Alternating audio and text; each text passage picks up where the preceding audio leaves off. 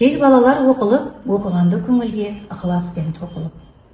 Бұл өлең жолдары ұлы дала қоңырауы атанған Ыбырай Алтынсариннің өз заманында балаларды білімге арнаған өлең жолдары еді.